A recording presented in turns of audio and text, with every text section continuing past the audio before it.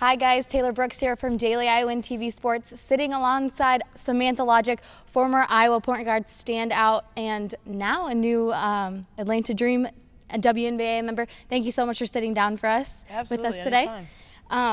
Just kind of starting off, you're the only player in the NCAA in NCAA history to accumulate at least 1,500 points, 900 rebounds, 800 assists, and 200 steals. Obviously, those are extremely amazing stats. I could probably go on and on about the stats that you've accumulated over the last 4 years, but I know you being a leader and everything like that, those really don't matter to you, and it's really about teamwork, leadership, things like that. Do you just kind of want to take me through these last 4 years at Iowa and what they've really meant to you? Yeah, it's been awesome. Like you said, those stats, it's just a lot of it is a testament to my teammates just because, I mean, you don't get assists or even rebounds, without your teammates there boxing out or, knocking down shots. But it's just been crazy. You've had so many ups and downs. Luckily, we were blessed enough and talented enough and worked our butts off enough to have a lot more ups, a lot of positive times on and off the court with my team. And that's probably what I'm going to remember most about it. Mm-hmm. When you came in as a freshman, what was your thought process? Why Iowa? Well, I came on an unofficial visit my sophomore year in high school, and it just felt like a family here. You came in, they didn't really, I don't think, even know who I was that much, just the coaches, but they gave you the time of day, showed you around campus, showed you around the facilities, what they were going to do here, ate with the team, and honestly, it just felt right. And it sounds kind of corny, and I always said that, but I had a gut feeling that I always wanted to kind of come here. And when I went on other visits and things like that, I felt like subconsciously like I was looking for something to be wrong everywhere else. I'm like, it's not, that's a wasting time, wasting time, and especially when you know what your answer is. Exactly. What have been some of your best memories here at Iowa? I'm sure there's a ton, but is there a couple that you could narrow down? On the court, there's probably this year making it to the Sweet 16. Obviously going undefeated on your home court, with this group this year, going 18-0, and then, making it to the Sweet 16 for the first time for our coaches, obviously first time for us. It was just something really special. Last year, our win at Penn State, they were ranked in the top 10. That locker room afterwards it was something fun. I mean, we watched videos of it still to this day, just dancing, looking like idiots probably, but it was fun. And honestly, just being in the hotels or on the bus or on the plane with my team, that's just, like I said, off the court stuff that you can't even describe in one sentence or in a couple paragraphs, just stupid things that go on, and just how close you become with everyone and what they really come to mean to you. Going off the teammates and the memories that you've had with Coach Blitter, what can you really say about the bond that you and Coach Blitter have accumulated over these past years? Yeah, well, I think it was important just because, as a point guard, you're the leader on the floor. You're coaching on the floor. You can't always go and have timeouts with your coaches, and that's just kind of what a point guard's supposed to do. My team has made it really easy, though, because we just have so many other leaders or people who are willing and able to step up or say something. So it wasn't always just me, but they did. I mean, my team looks to a point guard, so that was important. But I think we also got along really well because we both hate losing. It was like it's more than she's the most competitive person. Yeah. And I'm right up there with her, and so we hated losing so much, and I think that's what solidified it so much.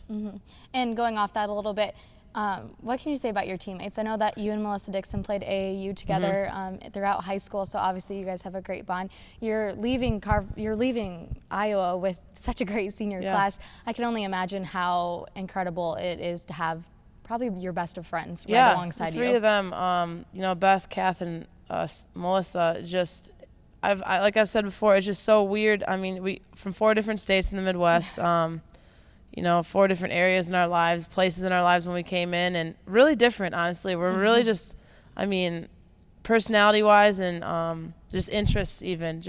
We're really different, but it just meshes so well. Like, it's actually kind of weird. But, yeah, I love those, especially those 3. I mean, we've been through everything together in 4 years. You've seen a whole bunch of stuff together. Like I said, good and bad. And we've been blessed enough that it's been a lot of good. But again, we put ourselves in that situation a lot of the times, just, doing the right things and doing them for our teammates instead of for ourselves. So that's what, was also common about us. Like, we didn't care who got the glory or who got the accolades. We just wanted to win. And, that's just a testament of especially, my entire team does that, but us four, I think really just hopefully set that example, and, that lives on here.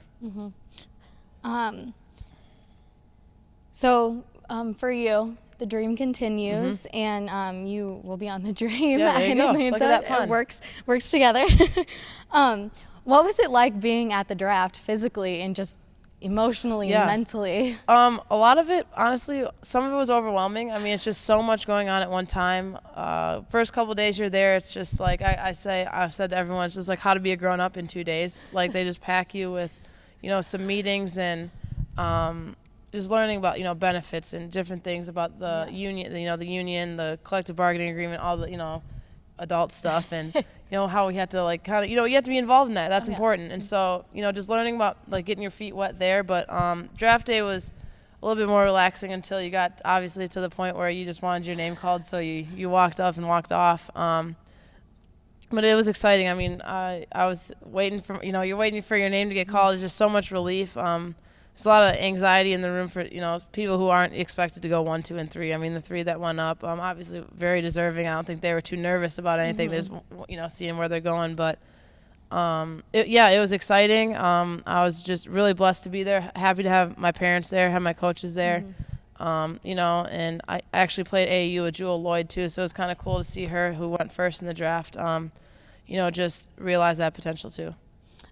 So going back to when your name was called, was it a sigh of relief or was it just motivation? Like, here I am, and I'm gonna do this thing. Well, I think at the time a little bit of relief. You just can kind of get more tense as it goes on, just because it's just so much anticipation. Obviously, people think that you're going to be drafted if they have you at the draft physically. And early on there was 3 in the top 10 that weren't physically at the draft, so that kind of just mixes things up. Obviously, again, deserving players, but the coaches on those respective teams saw them as a fit for their program and for their teams. And so, you just get built up. You're like, well, anything really could happen. So once you hear it, you're nervous a little bit, and I was relieved, honestly, just to hear it. And I'm just really excited to head down to Atlanta. I've heard nothing but great things.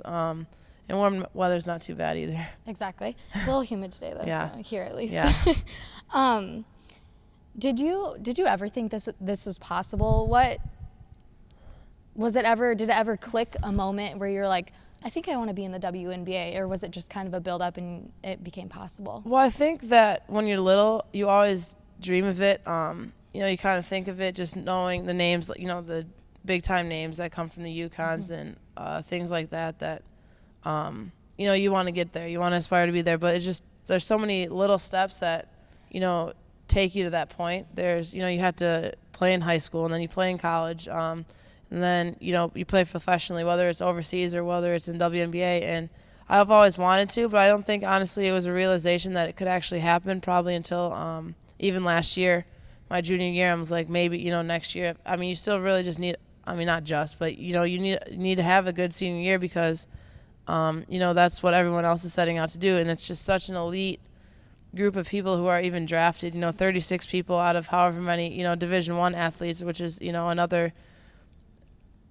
small percentage of even high school athletes. So honestly, I didn't get caught up in too much of it just because I know people say college goes so fast. And I didn't want to look forward too much just because I had so much fun with my team every single year leading up to this year. And I just didn't want to fast forward through it. Your senior year, basketball and, not basketball, just enjoying everything that you have. And now that I'm here, it's fast forward again to get down to Atlanta and start helping another team. And going off that, what have you been doing since your last game and working out wise and preparing for training camp and everything? Yeah, well, I took about 2 or 3 weeks off after the season, just kind of get your body recovered from it's pretty long. You start in September.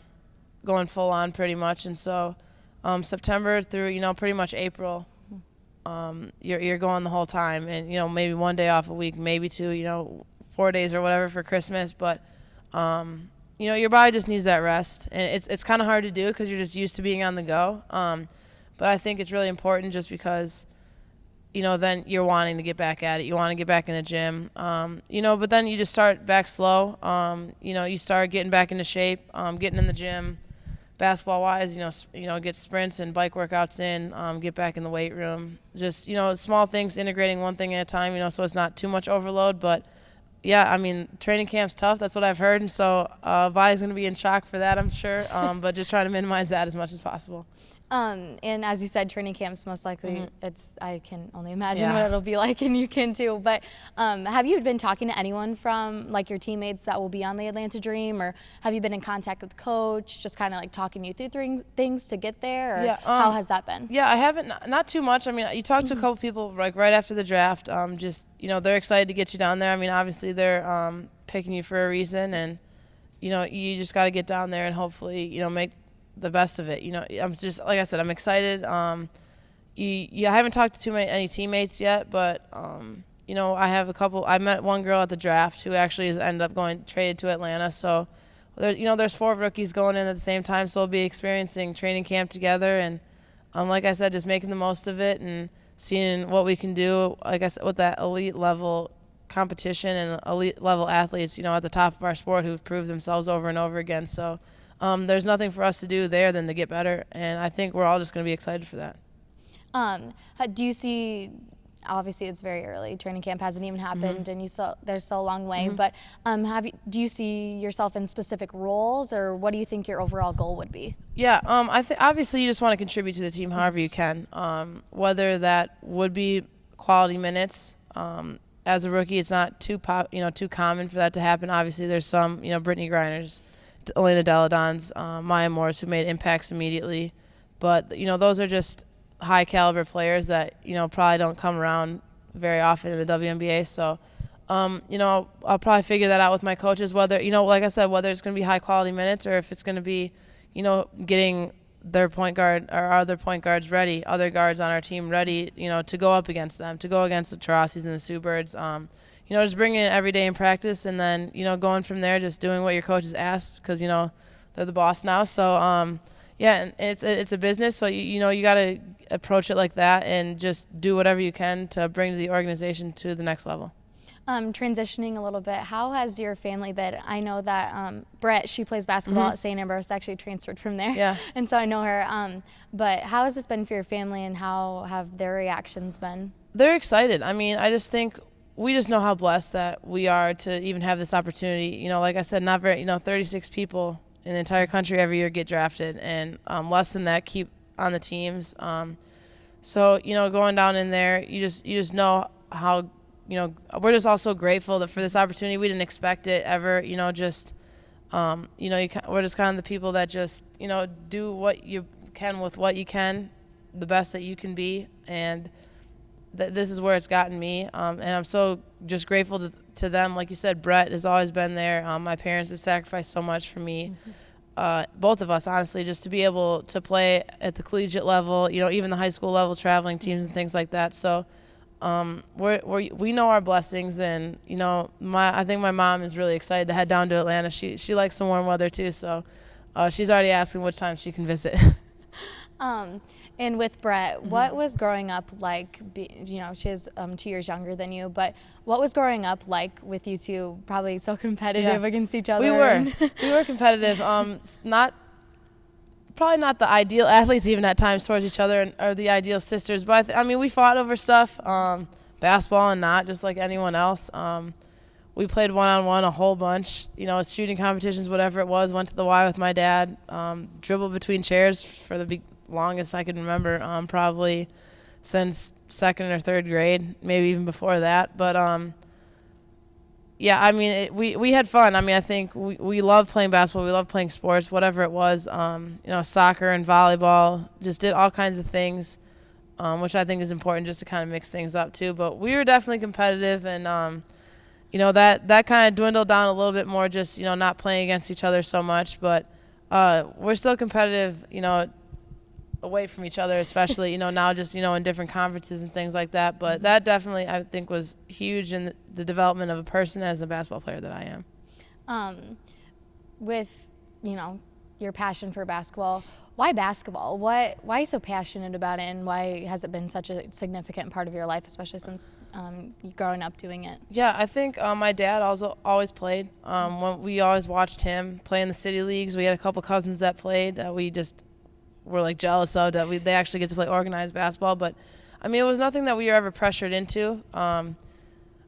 Which I think is also important. I think that's a reason that you can grow that passion and that love for the game, just because you got to choose it. You know, you weren't forced. It wasn't like chosen for you or for us. We got to decide what we wanted to do. Like I said, we tried all kinds of different sports. I mean, we played literally everything. I mean, soccer, volleyball, basketball, softball, baseball, ran track and threw for track, and did swimming lessons. I mean, we just tried everything. And I think that's what made it so important and so special, to choose one sport and to choose what sport you wanted to do and what you love to do. And, you know, it ended up being the same one.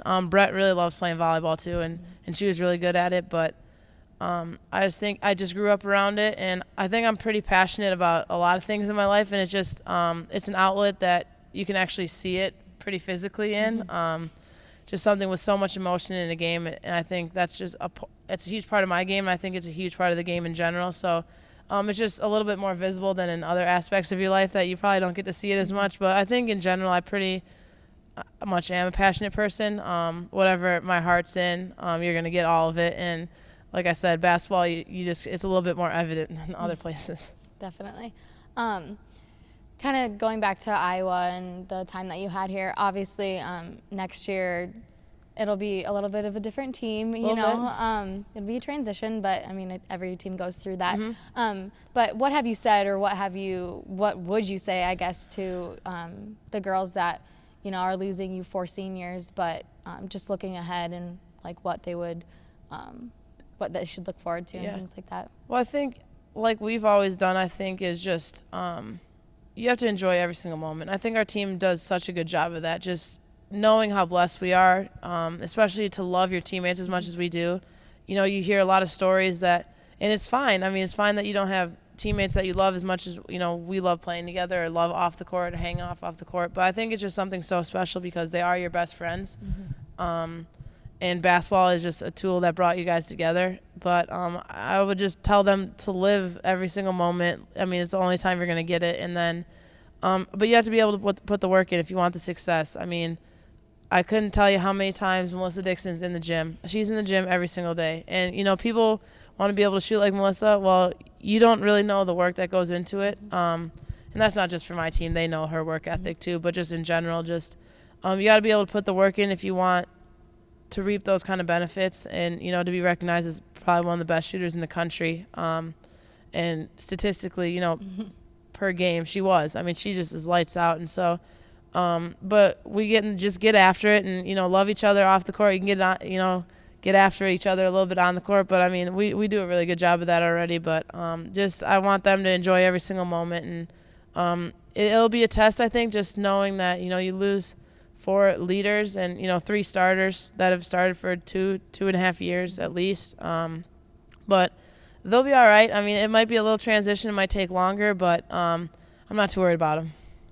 I wouldn't be either. I think they'll be fine. They're good. They're all right. They're all right. Yeah. Bluter will be great with They'll them. be okay. Kind of just wrapping up here. We talked a little bit earlier about graduation's coming up really soon. You don't have much time left, but I also saw that you're flying to Atlanta the same day that you graduate. Just kind of ending on this note, what's your mindset right now, and how do you want to really go out with these last 2 weeks? Well, technically they did move it back one day, so I am moving the day after. So that's less much stress. Not that it's that much less stress, but yeah, a little bit. They've been so supportive of just knowing that, you know, it's graduation. You're going to have it one time in your life, which I think is really cool by the entire organization, just knowing that, you know, it's an important day. I mean, you worked 4 years in school for this, and, you know, unfortunately, not unfortunately, but just realistically, after the WNBA, you're probably going to have to get a job after that, and you need your degree, and just to walk through graduation is, you know, something that's really important to me and to my family. So we're just lucky to partake in that, and blessed to have them just be understanding and, you know, let us enjoy it as a family together all on the 16th. But, yeah, the 17th I'm heading down there. And now it's just kind of tying up loose ends, you know, getting stuff out of your room and out of your apartment that we've been in for 3 years, and just trying to keep things that you really need for Atlanta, and everything else is going home until I come back after that and have to repack probably to go overseas. But yeah, finishing up the last week of school here and then finals next week, and it's kind of crazy that your time in Iowa City is done. We were kind of talking about it today, a couple of us seniors, that's just like, it's so crazy that like this is going to be our last week and weekend, and the following week in Iowa City. So we're just trying to take take every single moment that you have, just because we had such a great time here. Well, I just want to thank you so much for sitting down with me today, and I wish you the best of luck with everything you do. I'm sure it'll be nothing but incredible. It'll be awesome. For Taylor Brooks and Sam Logic, this has been Daily Iowan TV Sports.